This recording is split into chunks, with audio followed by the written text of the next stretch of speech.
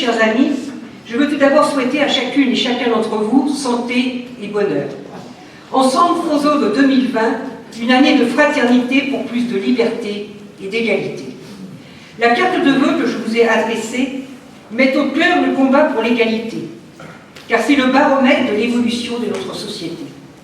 Ce combat était déjà au centre des préoccupations des citoyennes et des citoyens en l'an 1791.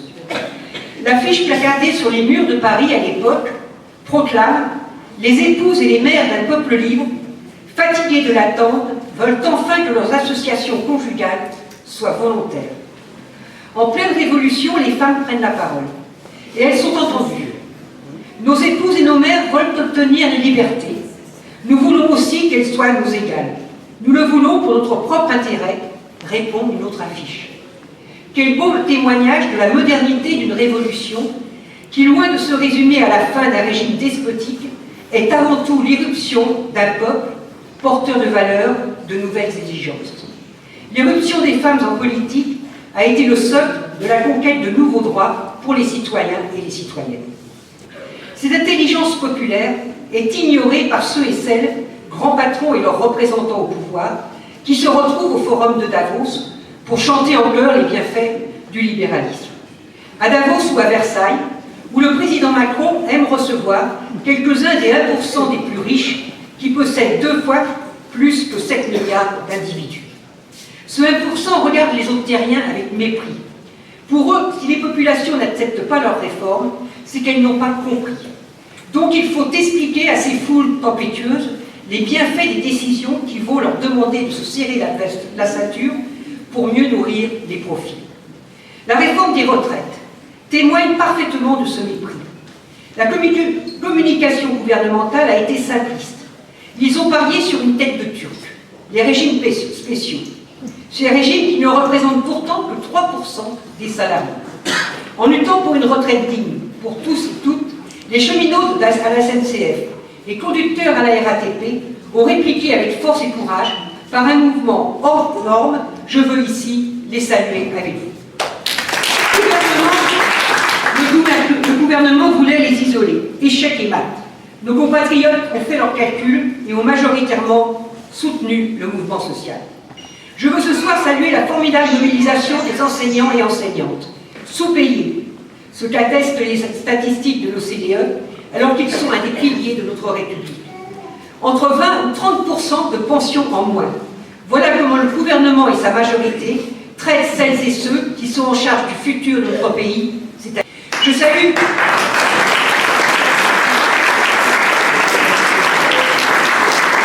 aussi les dockers, les salariés de l'énergie, ou encore les égoutiers, les avocats et les personnels hospitaliers qui ont déposé leur habit de travail au pied des ministres. Leurs compagnons n'étant pas efficaces, les représentants des 1% sont passés aux leçons de morale. Les grévistes prennent les usagers en otage, plombent l'économie, et si on les écoutait, empêchent la terre de tourner rond. Je veux rendre ici hommage aux militants et militantes syndicaux qui, sous ce déluge, restent déterminés et responsables. Vous pouvez les applaudir.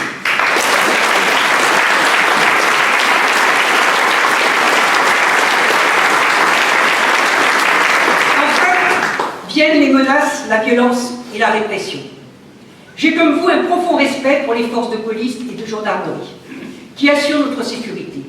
Chacune a en mémoire nos applaudissements et notre soutien à leur dévouement après les attentats. Et avec les maires ici présents, je n'ai de cesse de demander plus de policiers dans nos commissariats pour assurer la sécurité des habitants.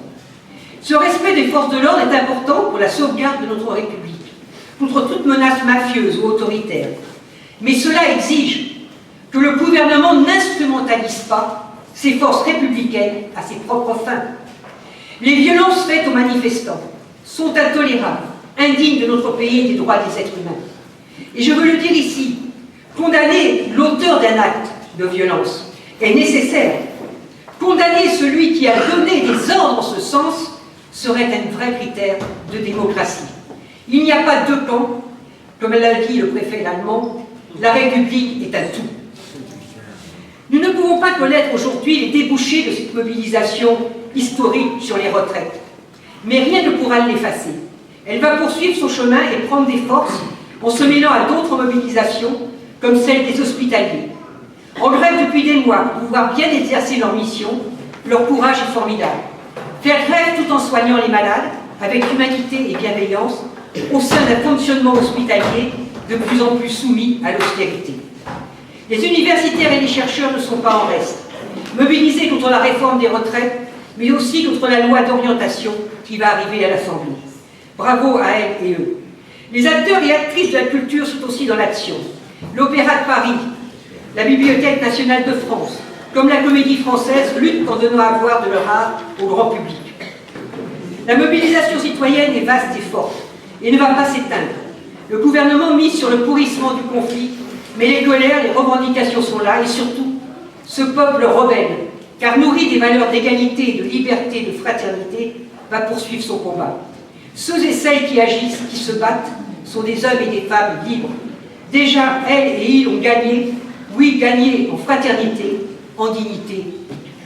Ce nouveau monde, face aux colères, doit penser comme Louis XVI. C'est une révolte.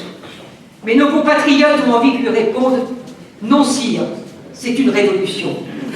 Car au-delà de ce petit monde, revenons au peuple souverain. Nous accueillons notre député Stéphane Peu. Revenons au peuple souverain. Connaît-il le mouvement social? Que nous disent les Gilets jaunes?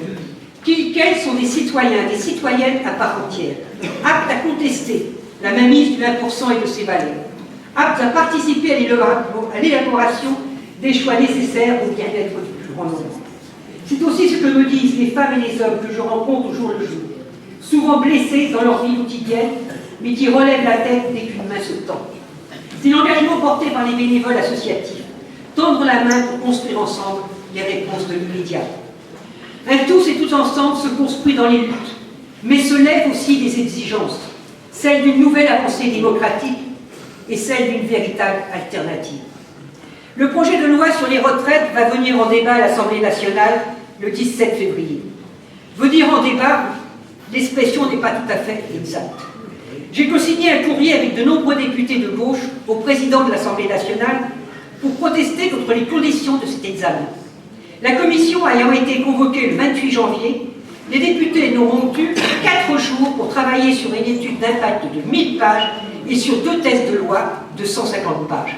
Et ils ne disposeront que de 2 jours supplémentaires pour déposer les amendements. Le plus grave est que le texte de loi renvoie à un nombre considérable d'ordonnances et de décrets et que son financement n'est pas prévu. Le Conseil d'État, qui n'est pas composé de gauchistes, vous le savez, vient de rendre un avis très défavorable pour ces motifs sur les projets de loi gouvernementaux. Ce passage en force est une honte en regard de la mobilisation populaire. J'ajoute que nous n'aurons que 5 minutes dans la discussion générale pour présenter nos solutions alternatives et les propositions communes à la gauche concernant les retraites. Mobilisation populaire et confiscation du débat des élus du suffrage universel justifient le dépôt d'une motion de censure et d'une motion référendaire afin que le peuple s'exprime.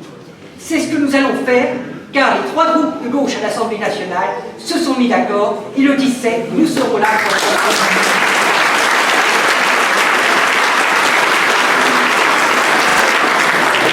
Chers amis, l'urgence d'une 6e République refondant notre démocratie n'a jamais été aussi grande. L'urgence, c'est aussi la construction d'une alternative politique, afin d'ouvrir un débouché aux luttes, afin d'instaurer l'effectivité des droits pour chacun et chacune. Va-t-on en 2022 devoir choisir, encore, entre Macron et Le Pen? Ou va-t-on ouvrir un autre choix, celui du changement? La gauche est face à ses responsabilités. Je vous le dis, et vous savez mon engagement à vos côtés. Il y a urgence à dépasser les intérêts partisans pour chercher un projet commun. Oui, j'ose utiliser ce mot, un projet commun au niveau des exigences populaires, démocratiques et climatiques. Il y a urgence car des forces mauvaises sont déterminées à malmener notre République.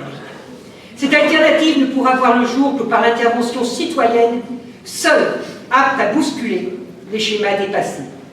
2 ans. Il reste 2 ans pour qu'une alternative à gauche voit le jour.